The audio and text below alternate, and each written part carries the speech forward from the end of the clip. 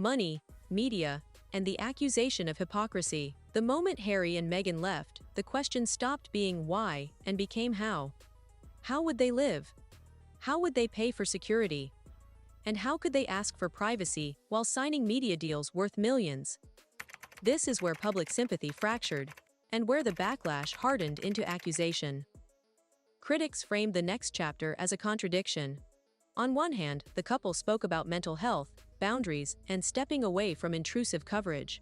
On the other, they entered contracts with Netflix, Spotify, and publishers, platforms built on visibility. To their detractors, this wasn't independence, it was rebranding. The phrase, "having it both ways," became shorthand for the entire controversy. Supporters countered with a different reality. Once stripped of public funding and official protection, Harry and Meghan faced a practical problem. Security was non-negotiable. Harry's status, military history, and global recognition didn't disappear with a title. Threats didn't either. Private income wasn't indulgence, it was infrastructure. And media work was one of the few avenues available that didn't require political lobbying or corporate sponsorship tied directly to royal influence. But nuance rarely survives outrage. Every announcement was filtered through suspicion. A documentary became a grievance tour. A memoir became betrayal. A podcast became a performance. Even charitable work was scrutinized. Donations measured, intentions questioned, motives dissected. Where other royals were judged by symbolism, Harry and Meghan were judged by balance sheets. The irony was sharp. The monarchy had long relied on the media to sustain relevance, yet when two former insiders used the same tools to tell their own story, it was framed as exploitation. The institution could benefit from exposure, the individuals could not. This double standard fueled a deeper divide, generational, cultural, and ideological. Older audiences emphasized duty, restraint, and tradition. Younger audiences emphasized consent, mental health, and autonomy. The debate was no longer about two people. It was about what public service means in a media economy where attention is currency. And once that line was crossed, reconciliation became harder. Because the accusation of hypocrisy is sticky, it doesn't require proof, only perception. And perception, once set, is almost impossible to reverse. By the time interviews aired and books were published, the exit had transformed into something larger than a royal dispute. It has become a cultural proxy war over privacy, power, and who gets to control their own narrative. And with each public appearance, one truth became unavoidable. Leaving the monarchy didn't end the scrutiny. It changed its shape. The palace strikes back. Silence, distance, and irreversible damage. If Harry and Meghan spoke openly, the palace responded the only way it knows how. With restraint so absolute it felt surgical. There were no press conferences, no point-by-point rebuttals, no emotional appeals. Just carefully worded statements, delayed responses, and an institutional calm that projected stability while allowing speculation to rage unchecked. This silence wasn't weakness. It was power. The monarchy understands something most individuals don't. When you don't engage, others fight the narrative for you. Loyalists defended tradition. Tabloids filled gaps with conjecture. Commentators framed the couple as unstable, ungrateful, or manipulated. And because the palace rarely contradicted these interpretations, they gained weight by default. Distance followed silence. Invitations became conditional. Appearances were choreographed. Seating arrangements at public events were scrutinized like diplomatic signals. The message was subtle but unmistakable. You are no longer central to this story. You may be part of the family by blood and marriage, but you are no longer part of the institution's future. For Prince Harry, this was the deepest rupture. The military roles he cherished were removed. Patronages passed on. The uniform that once gave him identity was symbolically stripped away. These weren't procedural updates. They were declarations. The crown was closing ranks. For Meghan Markle, the cost was different, but just as final. There would be no path back into public royal life without submission. No reintegration without silence. The door wasn't slammed, it was quietly locked, and with each passing year, the damage calcified. Public trust eroded on both sides. Some Britons saw the monarchy as cold and unyielding. Others saw Harry and Meghan as perpetual critics unwilling to move on. What vanished was the possibility of neutrality. The story no longer allowed for middle ground. Because once institutional silence meets personal testimony, reconciliation becomes almost impossible. One side relies on opacity, the other relies on disclosure. Those philosophies cannot coexist. The palace chose continuity over repair. Harry and Meghan chose voice over access. Neither choice was accidental. Neither came without cost. And that's why this exit didn't fade into royal footnotes like others before it. It lingered. It hardened. It became permanent. Why this exit changed the monarchy forever. Long after the headlines cooled and the outrage cycles moved on, the consequences of Harry and Meghan's departure continued to ripple through the institution they left behind. This wasn't just a temporary scandal. It altered the monarchy's operating assumptions, quietly, structurally, and permanently. For the first time in modern royal history, a senior royal demonstrated that departure was survivable. Not painless, not consequence-free, but possible. That alone shifted the balance of power. The monarchy has always relied on inevitability. The idea that duty is inescapable, that roles are fixed, that personal sacrifice is the cost of privilege. Harry and Meghan broke that illusion. The institution adapted, but defensively. The idea of a slimmed-down monarchy accelerated, not as modernization, but as insulation. Fewer working royals meant fewer variables, fewer risks, fewer opportunities for dissent. The system didn't become more flexible. It became more controlled. At the same time, public expectations shifted. Younger audiences began asking questions older generations never did. Why should birth determine obligation? Why should silence be mistaken for dignity? Why should mental health be subordinate to image? These questions didn't come from Republicans alone. They came from people who still valued tradition, but wanted accountability alongside it. Internationally, the monarchy's image fractured. In Britain, the debate centered on duty and funding. In the United States and much of the Commonwealth, the focus shifted to race, inclusion, and institutional resistance to change. One institution, multiple narratives, none fully aligned. And that fragmentation is the real legacy of the Sussex exit. Because monarchies don't survive on consensus alone. They survive on coherence, a shared understanding of what they are and why they exist. Harry and Meghan didn't destroy that coherence, but they exposed how fragile it had become. The palace responded by tightening boundaries. The couple responded by telling their story. The public responded by choosing sides.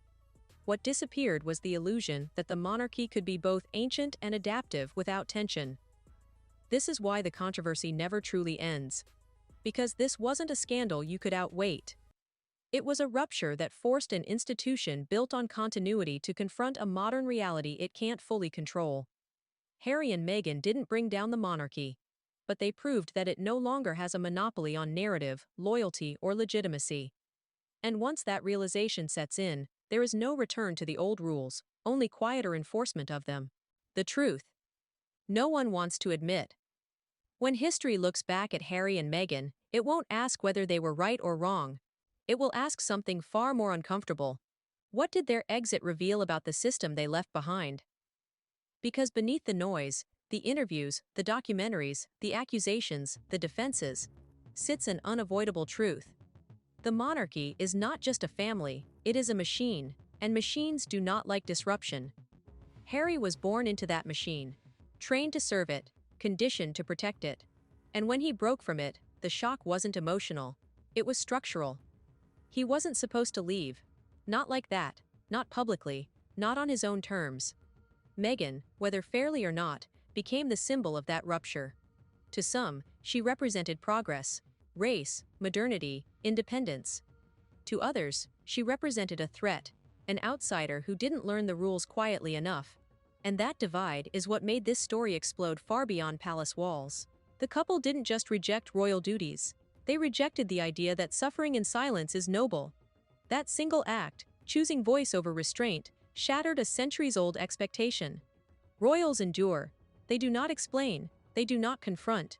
They certainly do not leave and then speak. But Harry did. And once he did, every carefully maintained contradiction of royal life became visible. The gap between image and reality. The difference between service and spectacle. The price of tradition when it collides with personal survival. Were mistakes made? Absolutely. Were contradictions exposed? Undeniably. But history rarely remembers moments like this for their messiness. It remembers them for what changed afterward. The monarchy still stands. The palace gates still close. The ceremonies still unfold. But something intangible is gone. The belief that the institution is untouchable by choice. Harry and Meghan showed that even the most ancient structures can be walked away from, and that may be the most controversial act of all. This wasn't just a story about love, privilege, or rebellion. It was a story about power, who holds it, who enforces it, and what happens when someone refuses to carry it quietly. Behind the crowns, behind the titles, behind the carefully staged smiles, there are human costs that rarely make it into the history books. And sometimes, the most dangerous thing you can do to a powerful system: leave it and tell the truth as you see it. If you found value in this deep dive into the moments history prefers to soften or simplify, this is exactly what we do here. Welcome to Silver Veil, where legacy is questioned, not worshipped. And the stories don't end when the palace lights go out. For centuries, no one simply walked away from the British royal family. You were born into it, married into it, or died inside it. The crown didn't offer exits, it absorbed people, reshaped them, and expected silence in return. That's why what happened next wasn't just unusual, it was seismic. When Prince Harry and Meghan Markle announced they were stepping back, they didn't just break tradition. They exposed the fault lines beneath the monarchy itself.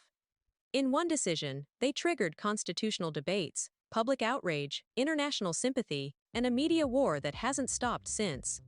Some called it bravery, others called it betrayal.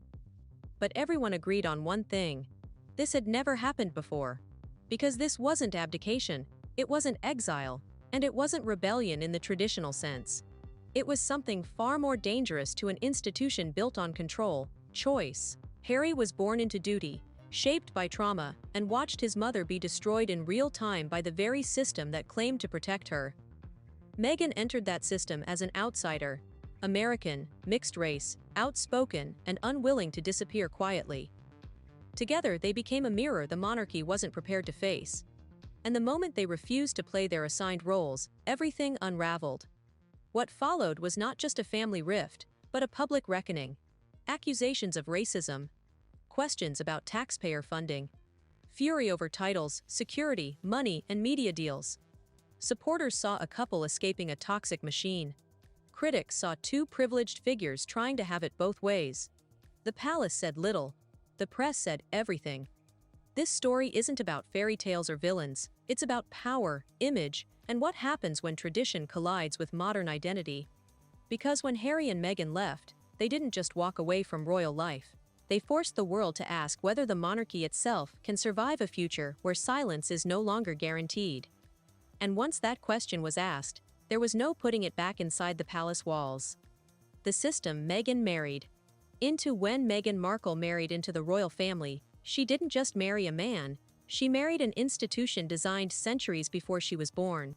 A system built on hierarchy, restraint, and unspoken rules that are never written down but strictly enforced. You're not told what to do, you're expected to know. And if you don't, the punishment isn't formal discipline, it's exposure. From the outside, royal life looks ceremonial and symbolic. Inside, it operates like a machine. Every appearance is calculated. Every smile is logged. Every outfit is scrutinized for meaning. There are courtiers, advisors, press liaisons, and traditions layered so deeply that even senior royals spend years learning how not to misstep. And this machine does not adapt easily. It expects adaptation from you. Meghan entered that world already visible, already opinionated, already different. She wasn't raised in a different culture. She didn't grow up preparing to disappear behind a role. She had spent her adult life being encouraged to speak, to advocate, to question systems, the very instincts the monarchy survives by suppressing. Almost immediately, tension emerged. Her early public appearances were praised by younger audiences and international media, but quietly unsettled parts of the royal ecosystem. She connected too easily. She spoke too openly. She treated people as equals instead of subjects. Small things that looked harmless, Hugging strangers, going off script, expressing emotion, carried enormous symbolic weight inside an institution obsessed with control. And then came the press. British tabloids didn't just cover Meghan, they hunted her. Headlines dissected her background, her family, her race, her tone of voice. Stories that would have been dismissed as harmless quirks in others were reframed as evidence of arrogance or manipulation. Even gestures identical to those once praised in other royals were suddenly portrayed as breaches of protocol. The palace response was silence. Not denial. Not defense. Silence. That silence wasn't accidental. It was strategic. The monarchy survives by letting the press burn individuals while the institution remains untouched. Historically, that system worked, until it didn't. Because Meghan didn't break under the pressure quietly. She internalized it. And standing beside her was Prince Harry, a man whose entire adult life had been shaped by one defining trauma. Watching his mother be consumed by the same machine, while everyone around him pretended nothing was wrong. For Harry, this wasn't history repeating itself. It was history screaming. And what the palace didn't anticipate was that this time, the prince wouldn't accept silence as the price of survival. Because for the first time in modern royal history, someone inside the system was willing to choose protection over tradition. And that choice would change everything. Harry's trauma didn't start with Meghan. Long before the wedding, the headlines, or the accusations of betrayal, Prince Harry was already fractured by the role he was born into. His pain didn't begin in California. It didn't even begin with Meghan. It began in 1997, when the world watched a 12-year-old boy walk behind his mother's coffin, while millions consumed his grief as spectacle. That moment never ended for him. For the public, Princess Diana's death became history. For Harry, it became a warning, a permanent lesson in what happens when the monarchy's relationship with the press turns predatory. He grew up believing, with absolute conviction, that the media didn't just document his mother's life. It hunted her. And when the system failed to protect her, it quietly moved on. Harry never did. Unlike his brother, who learned to survive within the system by mastering restraint, Harry resisted it.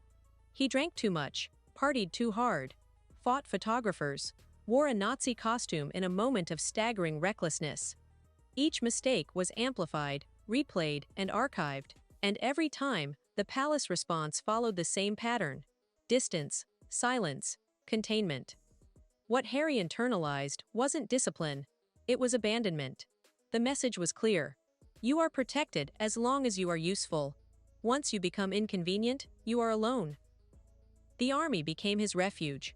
For 10 years, it gave him structure, anonymity, and purpose. 3 things royal life never offered him. In uniform, he wasn't the spare. He wasn't a symbol, he was just another officer. For the first time since childhood, he felt normal. And when he left the military, that grounding disappeared. Then Meghan entered his life.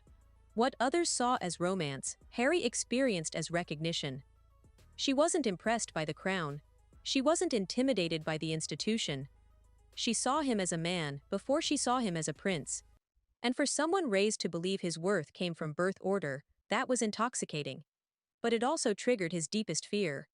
Because as the press turned on Meghan, Harry didn't see a new scandal. He saw a familiar pattern. Headlines escalating. Personal boundaries ignored. Family members staying silent. Institutions prioritizing reputation over safety. The difference this time was that he wasn't a child anymore. He tried to intervene, issuing unprecedented statements condemning press behavior, something royals simply do not do. He warned journalists. He appealed to the palace. And when those efforts failed, he reached the only conclusion his life experience allowed. If he stayed, history would repeat itself. And this time, he wouldn't survive watching it happen again. For Harry, leaving wasn't rebellion. It was prevention. It wasn't about money, fame, or control. It was about breaking a cycle he had been trapped in since childhood. A cycle where the institution survives and individuals absorb the damage. But once that decision crystallized, it collided head-on with something far bigger than personal trauma. Because the monarchy doesn't exist for individual healing, it exists for continuity. And when Harry and Meghan chose themselves over the crown, the system responded the only way it knows how: by turning the choice itself into a crime. The press war that changed everything. What happened next was not a misunderstanding. It was a siege. Once Meghan Markle became public property, the British press didn't merely report on her, it constructed her.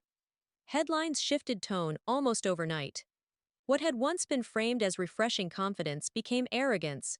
Independence became ambition. Advocacy became an agenda. And every story, no matter how trivial, was bent toward suspicion. The coverage wasn't just relentless, it was personal. Articles questioned her upbringing, her family, her friendships, her motives. Even her facial expressions were analyzed for signs of manipulation. Stories appeared comparing her to other royals, often using identical actions to prove opposite conclusions. When one duchess cradled her baby bump, it was maternal warmth. When Meghan did it, it was vanity. When one ate avocado toast, it was health conscious. When Meghan did, it was environmental hypocrisy. The subtext was unmistakable, and it wasn't confined to tabloids. Television panels debated whether she was suitable. Comment sections overflowed with language that crossed from criticism into something darker. The undertones weren't subtle. They didn't need to be. They were allowed to exist because no one in power shut them down. Inside palace walls, the response remained disciplined silence. This wasn't indifference, it was doctrine. The monarchy has long relied on an unspoken contract with the media, access in exchange for restraint. But restraint is selective. When a narrative benefits the institution, it's fed. When it threatens stability, a scapegoat absorbs the pressure. Historically, that scapegoat has often been the newest, the least protected, or the least traditional. Meghan checked all three boxes. For Prince Harry, watching this unfold was unbearable. He didn't see criticism. He saw escalation. And when private pleas failed to stop it, he did something royals are conditioned never to do. He broke protocol publicly. In an unprecedented statement, he condemned the racism and sexism directed at his partner. It was a red line moment. Not because the content was shocking, but because the act itself shattered royal convention. Royals do not argue with the press. They endure it. They wait for the cycle to pass. They sacrifice individuals to preserve the structure. Harry refused. That refusal changed the rules. From that moment forward, the narrative hardened. Sympathy curdled into hostility. Questions about mental health were reframed as weakness. Requests for privacy were mocked as hypocrisy. And every attempt by the couple to assert boundaries became evidence of entitlement. The story was no longer about protection, it was about punishment. Because once you challenge the monarchy's relationship with the press, you don't just disrupt coverage, you threaten the mechanism that sustains relevance. And institutions defend survival more aggressively than individuals defend truth. By the time Harry and Meghan began discussing departure, the press war had already made the outcome inevitable.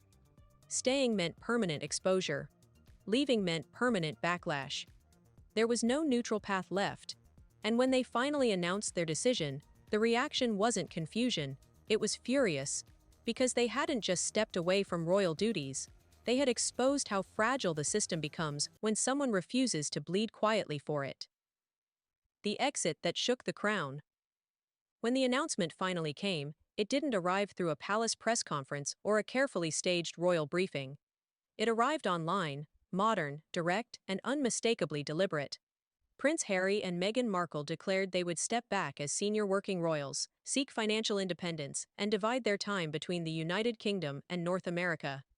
In royal terms, this was an earthquake. The monarchy is built on clarity of hierarchy. You are either in or you are out. You serve or you retreat quietly. What Harry and Meghan proposed existed in a space the institution had never formally acknowledged, a hybrid role. Still royal, still titled, still visible, but no longer obedient to the full weight of expectation. The response was swift, confused, and deeply divided. Supporters framed it as liberation, a couple choosing mental health and safety over ceremonial obligation. Critics saw opportunism, an attempt to monetize royal status while shedding responsibility. Politicians debated taxpayer-funded security. Commentators accused them of abandoning duty. Others accused the palace of forcing them out. Behind closed doors, the palace scrambled. This wasn't just about two people leaving, it was about precedent. If a senior royal could redefine their role, what stopped others from doing the same? If duty became optional, the entire architecture of the monarchy weakened. The crown does not fear scandal as much as it fears choice. Negotiations followed. Titles were discussed. Security was revoked. Military patronages were removed. The message was unmistakable. There would be consequences. You could leave, but you would not rewrite the rules on the way out. The final agreement stripped them of their HRH styling and formal royal duties, while allowing them to retain their duke and duchess titles. It was a compromise that satisfied no one completely. To supporters, it felt punitive. To critics, it felt insufficient. To the institution, it was damage control. And yet, the most explosive reaction wasn't inside Britain. It was global. In the United States, the narrative shifted. Here was a prince rejecting inherited power. Here was a woman refusing to be silent. The story resonated differently across cultures, particularly among younger audiences who viewed monarchy less as tradition and more as an outdated hierarchy struggling to justify itself. For the first time in generations, the monarchy wasn't controlling the story. It was reacting to it. And once that control was lost, every unresolved tension rushed to the surface: race, class, colonial legacy, mental health, media ethics, and the cost of maintaining a crown in a modern world. The exit wasn't just controversial because of how it happened. It was controversial because it forced a question the monarchy had avoided for decades. What happens when someone born into duty decides that duty is no longer enough?